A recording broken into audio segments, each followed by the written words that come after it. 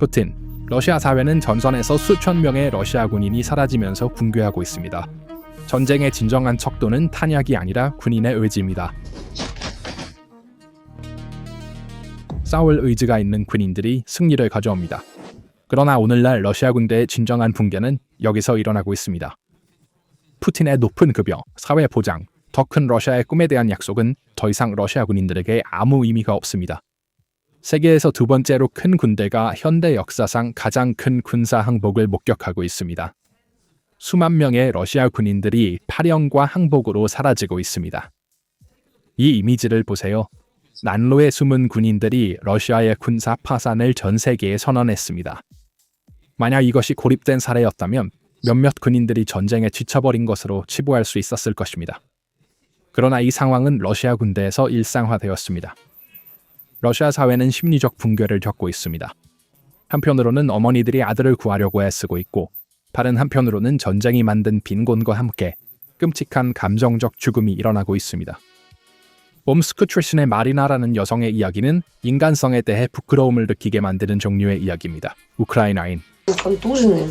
А сейчас вообще он приехал последний раз того. У него, фляга течет, он выпивает, у него какая-то шизофрения перед глазами. Ну, это вообще начинается просто. Думаешь, выживешь, нет, с этой шизофренией. 마리나는 그녀의 남편이 아직 우크라이나에 살아있을 가능성에 슬퍼하고 있다. 왜일까?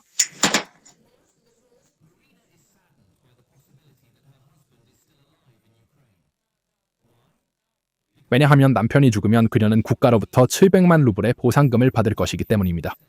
소셜미디어에서 그녀는 왜 나는 이렇게 운이 없을까? 지금쯤이면 돈을 받고 터키에서 휴가를 보내고 있어야 했는데 라고 불평합니다. 그러나 이 시스템이 러시아 군대에 미치는 진정한 파괴적인 영향은 기술적 및 전술적 수준에서 발생합니다. 러시아 군부대의 무선 통신 규율이 너무 약해서 우크라이나 드론이 공중에서 탄약뿐만 아니라 항복 절차가 담긴 브로셔와 QR코드도 떨어뜨리고 있습니다. 기술적 분석에서 더욱 놀라운 세부 사항이 있습니다. 항복한 러시아 군인의 프로필을 살펴보면 40%가 전과자이고 38%가 심각한 경제적 어려움에 처한 실업자라는 것을 알 수 있습니다. 푸틴은 그의 군대를 전문가가 아닌 잃을 것이 없는 사회 최하층의 인질들로 채웠습니다. 이들에게 조국을 방어하는 것은 첫 번째 하이마스 폭발로 끝나는 일시적인 환상입니다. 2025년 데이터에 따르면 평균적으로 매주 350명의 군인이 항복합니다. 이 숫자를 군사용어로 확대하면 나타나는 그림은 끔찍합니다. 매주 러시아 대대가 전장에서 완전히 사라집니다. 그러나 2025년 말까지 이 균형은 완전히 깨졌습니다. 우리는 자포리자 전선의 라디오 녹음에서 이 도미노 효과를 분명히 볼 수 있습니다. 전선의 보병이 지원을 요청할 때 장군의 반응은 충격적입니다. 요리사들이 지금 싸우고 있다. 이 문장은 군대가 물리적으로 붕괴되었다는 가장 고통스러운 인정이다. 요리사를 전선에 보내면 본질적으로 군대를 억지로 유지하려는 것이다. 하지만 요리사가 싸우면 음식은 요리되지 않는다. 운전사가 죽으면 연료는 도착하지 않는다. 정비사가 죽으면 탱크는 움직이지 않는다. 러시아 군대는 전문 보병을 잃고 물류를 줄여 전선에 추가하려 하고 있습니다. 이는 생존을 위해 자신의 장기를 소비하는 생명체와 같습니다. 파급 효과는 사회 계층에서도 심화되고 있습니다. 탈영한 7만 명의 군인 가족들이 러시아 내 불안의 주요 원동력이 되었습니다. 다른 녹음에서는 딸들이 아버지의 사망으로 받을 700만 루블로 무엇을 살지, 차를 수리할지, 집을 수리할지에 대해 이야기하고 있습니다.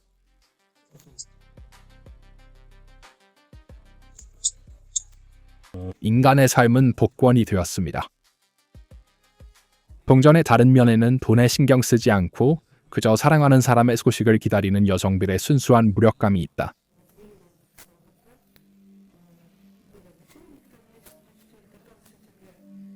우크라이나 한 러시아 여성은 남편이 10월부터 실종되었다고 말했다. 남편이 부상을 당했거나 도랑에 버려져 죽었을까 걱정하며 그녀는 그가 어디 있는지 말해주세요 라고 애원합니다. 또한 항복한 병사들이 제공한 정보로 인해 우크라이나의 공격 정확도가 30% 증가했습니다. 텔레그램 채널은 전선에서 소식을 듣지 못하거나 자녀가 강제로 전투에 보내졌다는 소식을 들은 어머니들의 분노로 넘쳐나고 있습니다. 크렘린의 조국 방어 선전은 매일 더 많은 사망 소식으로 인해 점점 더 구멍이 뚫리고 있습니다. 난로 속에 숨은 군인의 모습은 모스크바에 있는 한 어머니의 마음에 내 아들도 거기 있는가? 라는 질문을 떠올리게 합니다. 이것은 푸틴과 국민들 사이의 암묵적인 사회계약의 완전한 파열입니다. 러시아 군대의 탈영과 항복의 물결은 하룻밤 사이에 나타난 것이 아닙니다. 이는 체계적인 물류 및 도덕적 붕괴의 결과였습니다. 이 과정을 이해하기 위해 우리는 붕괴의 주요 단계를 살펴봐야 합니다. 이 타임라인은 2024년 가을부터 2025년 말까지 이어지며 무적의 군대라는 신화가 차량병의 군대로 변모한 과정을 증명합니다. 2025년 9월 14일 레닌그라드 지역에서 철도 선로가 폭파되고 연료가 실린 15대의 화차가 불타면서 전선에 있는 러시아 군인들의 마음에 처음으로 큰 의심의 씨앗이 심어졌습니다. 우리는 연료나 음식을 받지 못할 것입니다. 물류의 혼란은 군 기강의 붕괴를 의미했습니다. 2025년 9월 23일 우크라이나가 40개 이상의 무인 항공기로 모스크바의 공역을 마비시킨 것은 전선의 러시아 군인들에게 다음과 같은 메시지를 전달했습니다. 심지어 당신 뒤의 성도 무방비 상태입니다. 이 날짜는 탈영 요청이 15% 증가한 시기를 나타냅니다. 이 사례들 중 가장 두드러진 것은 제30 기계화 보병 여단에서 발생했습니다. 영국 정보 보고서에 반영된 정보에 따르면 이 여단에서만 2,000명의 병사가 2025년 9월에 탈영했습니다. 이는 여단 병력의 절반 이상입니다.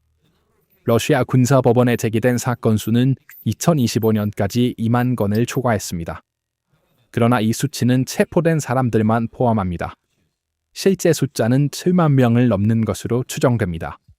이는 현대 전쟁사에서 전례 없는 반란입니다. 더욱 놀라운 것은 러시아가 이러한 탈영을 막기 위해 제2차 세계대전에서 남겨진 차단 부대를 설립했다는 것입니다. 도망치려는 자국의 병사들을 쏘는 이러한 부대조차도 대규모 탈영의 물결을 막을 수 없습니다. 러시아 병사들에게는 죽음이 양쪽에서 오기 때문입니다. 앞에는 우크라이나 드론이 있고 뒤에는 자국의 체첸 아흐마트 부대가 있습니다. 이 두 불길 사이에 갇힌 비전문 군인들에게 살고 싶다는 말은 유일한 합리적인 탈출구가 되었습니다. 러시아 군대에서의 이러한 인적 소멸의 영향은 전선에서의 소총수 감소에만 국한되지 않습니다. 이는 러시아 군사 기계가 자기 소화 과정을 시작하는 것입니다. 군대가 계속 싸우기 위해서는 이빨과 꼬리의 균형이 유지되어야 합니다. 즉, 싸우는 병사 1명당 최소한 3명에서 4명의 지원 인력이 뒤에서 음식, 연료, 판약을 제공해야 합니다. 그러나 이것은 죽음으로 인한 것이 아니라 손을 드는 것으로 이루어지고 있습니다. 2023년 6월 이후로 러시아 군인들이 러시아에 의해 포로로 잡힌 우크라이나 군인들보다 더 자주 포로로 잡히고 있습니다. 항복한 사람들 중 83%는 사병이고 부사관은 13%, 장교는 3%에 불과합니다. 이 데이터는 우리에게 무엇을 말해줍니까? 지휘관들이 안전한 지역에 멀리 숨어 있거나 병사들을 죽음에 내버려두고 스스로 도망치고 있다는 것입니다. 지휘관 없이 전장에 홀로 남겨진 병사들은 백기를 드는 것 외에는 다른 방도가 없습니다.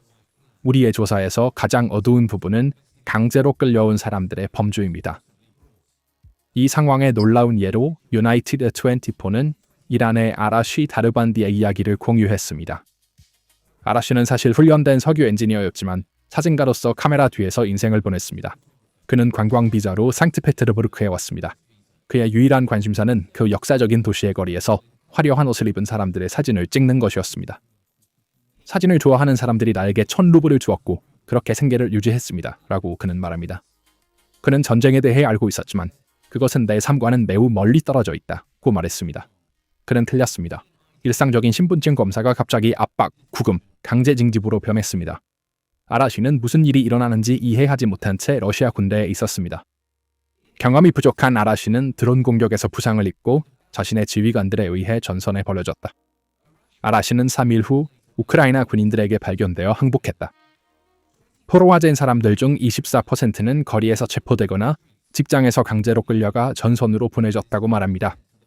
이들에게 군대 계급은 권위가 아니라 적이 되었습니다. 우크라이나 정보부는 이 심리적 취약점을 매우 효과적으로 이용하여 나는 살고 싶다 한라인에 걸려온 전화 중 일부가 러시아 영토에 있는 군사훈련 센터에서 걸려왔다는 것이 문서화되었습니다. 즉, 러시아 군인은 전선에 도착하기도 전에 항복할 계획을 세우기 시작합니다. 그러나 이야기는 거기서 끝나지 않습니다. 우크라이나 당국은 포로로 잡힌 병사들 중에 중증 환자와 만성 질환자가 수백 명 있다고 발표했습니다. 에이즈, 결핵, 당뇨병 및 다양한 정신질환과 같은 심각한 건강 문제를 겪고 있는 이들을 전선에 배치하는 것은 러시아 군대의 인력 위기의 심각성을 드러냅니다. 전쟁에 적합하지 않다고 여겨지는 사람들조차 전쟁의 침을 짊어지게 되었습니다. 이 병사들은 일반적으로 나는 살고 싶다에서 언급된 질병을 가지고 있으며 심지어 그들의 식별하는 완장을 착용하도록 강요받고 있습니다. 우크라이나 군인들이 포로로 잡혔을 때는 어떨까요? 불행히도 그들은 러시아 포로들만큼 운이 좋지 않습니다. 여기 한 예가 있습니다. 우크라이나 공수부대원 안드리는 전선에서 심각한 부상을 입고 러시아 포로로 1년 넘게 지냈습니다. 안드리는 다양한 신체적 고통을 겪었고 그중 가장 잔인한 것은 그의 몸에 러시아의 영광을이라고 새겨진 것이었습니다. 안드리와 같은 수천 명의 영웅들이 안타깝게도 조국을 방어하면서 이러한 관행에 노출됩니다. 이것이 러시아의 어두운 면입니다. 또 다른 예가 있습니다. 노보다닐리우카 전선의 2명의 러시아 병사가 장비를 버리고 항복의 표시로 손을 들고 우크라이나 참호 쪽으로 걸어갔습니다. 그들에게 전쟁은 승리의 행진이 아니라 생존을 위한 경주였다. 게다가 이 생존을 위한 싸움은 러시아 출신의 군인들에 국한되지 않는다. 푸틴의 전쟁을 자금 지원하는 용병들도 더 이상 싸우고 싶어 하지 않는다. 영상 속 남자는 리처드 아칸토렌이다. 그는 러시아인이 아니다. 그는 우간다 시민이다. 리처드는 러시아 슈퍼마켓에서 잘 나가는 직업을 약속받았고 이 거짓말에 속아 비행기에 탔다고 설명합니다. 그러나 발라시에 도착했을 때 그가 마주한 것은 슈퍼마켓 계산대가 아니라 군사 등록 데스크였습니다. 그에게 제시된 유일한 2가지 선택은 군대와 계약을 맺거나 머리에 총알을 맞는 것이었습니다. 그가 우리에게 총을 겨누고 말했어요. 이 서류에 서명해. 그는 서명해야 해 라고 했어요. 리처드는 운이 좋았습니다. 그는 어느 날 밤 장비를 두고 탈출하여 우크라이나 군인들에게 항복했습니다. 한 인도인 전쟁 포로는 며칠 일한 후 전선으로 강제로 보내졌다고 고백했습니다. 이틀 동안 일했고 셋째 날에 좌표를 받았습니다. 그리고 생존하기 위해 항복했습니다. 이것이 현재의 러시아 군대입니다. OCNT 데이터와 현장 보고서는 러시아가 전문 군인의 핵심을 잃었고 그들의 인내 전술이 더 이상 지속 가능하지 않다는 것을 증명합니다. 우크라이나 92 돌격여단이 공유한 이미지는 노보다닐리우카 전선에서 군대 내의 전문성이 절망으로 대체되었음을 보여줍니다. 3명의 러시아 군인이 참호를 버리고 마을 집의 난로 안에 숨은 모습은 크렘린의 군사 교리가 붕괴된 가장 구체적인 이미지입니다. 우크라이나의 I Want to Live 프로젝트는 이 붕괴의 기술적 배경에서 중요한 역할을 합니다. 이 프로젝트는 역사상 가장 광범위하고 디지털화된 항복 요청입니다. 지옥 한가운데 있는 러시아 군인이 생명에 매달릴 수 있는 유일한 방법은 주머니 속 전화의 텔레그램 봇을 클릭하거나 비밀 한라인에 전화하는 것입니다. 우크라이나 국방부의 주 정보국이 관리하는 이 프로젝트는 2025년 한 해에만 항복하는 병사 수의 대폭 증가를 이끌었습니다. 그래서 이 시스템은 어떻게 작동하나요? 이 프로젝트는 러시아 군인들에게 전범으로 취급받지 않고 생존할 기회를 제공합니다. 제네바 협약 규칙에 따라 피난처, 음식, 그리고 가장 중요한 교환 대상에 포함되는 것을 보장합니다. 이 비디오에서 당신은 전쟁 포로 수용소를 볼 수 있습니다. 유나이티드 24에서는 여기 머무는 포로들과 인터뷰를 진행했습니다. 바르나쿨라 수리아는 러시아로 온 스리랑카인입니다. 그의 운명을 바꾼 순간은 그가 평범한 버거킹 지점에서 일하고 있을 때 발생했습니다. 친구를 통해 제안받은 것은 경제적 어려움에 시달리는 이민자가 거부할 수 없는 복이 든 사과였습니다. 합법적인 신분, 후한 급여, 그리고 단 3개월 만에 받을 수 있는 러시아 여권. 버거킹에서 일자리를 찾았어요. 버거킹에서 스튜어드로 일했어요. 그러다가 2달, 3달 정도 일했어요. 제가 일하는 동안 인도 친구 한 명이 왔어요. 임시 직원으로. 그 친구를 만났어요. 그가 말하길 러시아 여권을 얻고 좋은 월급을 받을 수 있어.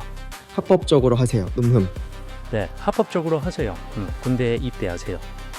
하지만 이 패키지에서 가장 치명적이고 기만적인 부분은 그에게 주어진 거짓 안전 보장이었습니다. 그는 전선 전투의 지옥 같은 열기에서 멀리 떨어져 안전한 후방의 물류 역할만 수행할 것이라는 반복적인 확신을 받았습니다. 이 거짓말을 믿고 바르나 쿨라수리아는 걱정하는 아내에게 걱정하지 마. 우리는 후방에 있어. 위험이 없어. 라고 안심시키며 계약서에 서명했다. 그 결과는 그가 희망했던 시민권이나 번영의 꿈이 아니라 전쟁 포로라는 냉혹한 현실이었다. 바르나 쿨라수리아는 I want to leave 프로젝트에 항복했습니다. 포로로 잡힌 모든 러시아 군인은 자신의 부대 보급 지점, 탄약고 위치, 더 중요한 것은 지휘 구조의 균열을 우크라이나 정보부에 누설합니다. 즉, 항복은 단순히 소총을 잃는 것이 아니라 러시아의 전체 전략 지도를 우크라이나 앞에 드러내는 것입니다. 푸틴의 군대는 이제 외부의 적뿐만 아니라 내부의 정보 유출과도 싸우고 있습니다. 푸틴의 전문 군대의 몰락을 초래한 마지막 결정칸은 외국 용병과 군대 내 소수 민족에 통제되지 않은 사용이었습니다. 자체 국민을 설득할 수 없게 되자 크렘린은 네팔, 쿠바, 아프리카의 빈곤 지역에서 용병을 모집하기 시작했습니다. 그러나 이 조치는 군대의 규율을 완전히 무너뜨렸습니다. 항복한 병사 중 7%는 러시아어를 전혀 하지 못하는 외국인 용병입니다. 이는 전략적 실수였는데 이 외국인 병사들은 자신들이 무엇을 위해 싸우는지 모르고 위험의 첫 징후에 백기를 듭니다. 더욱 비극적인 것은 러시아가 이 병사들을 교환 명단에조차 포함시키지 않는다는 것입니다. 그들은 크렘린에게 일회용 재료에 불과합니다. 그러나 이 상황은 군대 내 러시아 대상 병사들에게도 치명적인 영향을 미쳤습니다. 외국인들조차 도망가고 있다면 우리는 왜 여기에 있는가? 라는 질문이 참호 속에서 바이러스처럼 퍼지고 있습니다. 푸틴의 한때 자랑스러웠던 국제적 군대 이미지는 이제 절망의 군단으로 변했습니다. 게다가 교환을 통해 러시아로 돌아온 포로들의 운명은 군대 내 마지막 충성심의 흔적을 파괴했습니다. 보고에 따르면 교환을 통해 돌아온 237명의 러시아 군인들은 재활 대신 처벌 부대로 직접 전선에 다시 보내졌습니다. 이들 대부분의 병사는 몇 주 안에 목숨을 잃었습니다. 이 정보가 전선에 도달했을 때 러시아 병사들에게 남은 진실은 단 하나였습니다. 러시아로 돌아가는 것은 죽음입니다. 우크라이나에 항복하는 것은 삶입니다. 이것이 우크라이나에 살고 싶다 프로젝트의 체크메이트 수입니다. 군 지도부 위기는 이 해부를 완성합니다. 2025년 한 해에만 17명의 러시아 장군이 부패 혐의로 해임되거나 체포되었습니다. 그러나 진짜 이유는 이 대규모 탈영 물결을 현장에서 통제하지 못했기 때문입니다. 제41군의 지휘 구조는 사실상 전멸되었습니다. 이 전체 그림을 더 넓은 관점에서 보면 우리가 보는 것은 단순한 군사적 패배가 아니라 러시아 연방의 생물학적 및 사회학적 소진입니다. 푸틴은 소모전을 벌이고 있으며 서방이 먼저 우크라이나에 지칠 것이라고 믿고 있습니다. 그러나 실제로 소모되고 있는 것은 러시아의 미래입니다. 7만 명의 탈영 청년들, 난로에 숨은 군인들, 요리사가 싸우고 있다는 고백은 내부에서 썩어가는 초강대국의 기술적 붕괴입니다. 이것은 계급과 민족 청소 작전으로 변했습니다. 사망자는 모스크바나 상트페테르부르크의 부유한 지역에 도달하지 않습니다. 관은 프리아티아, 투바, 다게스탄, 그리고 러시아의 가장 가난한 마을로 가고 있습니다. 푸틴은 소수 민족을 희생시켜 전선을 유지하려 하면서 동시에 그들을 군사화하여 국내의 잠재적인 불안을 무력화하려 하고 있습니다. 그러나 이 전략은 러시아 내륙에 엄청난 분노를 쌓고 있습니다. 포로 교환에서 브리아트 병사보다 민족 러시아인이나 엘리트 부대가 우선시되는 것은 참회서 민족 간의 분열을 심화시킵니다. 이것이 전략적 체크메이트입니다. 군대는 기술적으로 뒤떨어지고 물류적으로 막힐 수 있지만 도덕적으로 붕괴되면 어떤 S-400 배터리나 핵 위협도 그것을 구할 수 없습니다. 오늘날 러시아 군대는 도덕적으로 파산한 기관입니다. 우크라이나의 성공은 단지 영토를 얻는 것뿐만 아니라 러시아 군인들의 싸우려는 의지를 사라지게 하는 것입니다. 군인이 내가 왜 여기에 있는가? 라고 묻기 시작하는 순간 푸틴은 전쟁에서 패배한 것입니다. 그리고 7만 명의 답변이 러시아 국경이나 우크라이나 참호로 달려가며 나는 여기에 있어서는 안 된다고 말하고 있습니다. 그 결과 러시아는 이제 우크라이나 평원에서 탱크와 비행기뿐만 아니라 자국의 생물학적 미래와 군대 국가 정체성까지 소모하고 있습니다. 그 난로에 숨어 있는 3명의 군인이 푸틴의 20년간 강한 러시아라는 환상이 산산조각 난 곳입니다. 전쟁은 계속될 수 있고 지도가 바뀔 수 있지만 군대의 명예와 충성이 깨지면 이를 회복할 자원은 없습니다. 크렘린의 미래는 더 이상 발사되는 로켓에 의해 결정되지 않으며 항복한 양심에 의해 결정됩니다. 그리고 그 양심은 푸틴이 아닌 생존의 편에 서 있습니다. 그래서 이 문제에 대한 당신의 생각은 무엇인가요? 댓글로 의견을 공유해주세요. 채널을 구독하고 알림을 켜서 PPR 글로벌의 새로운 분석을 업데이트 받는 것을 잊지 마세요. 저희를 선택해주셔서 감사합니다. 감사합니다. 감사합니다.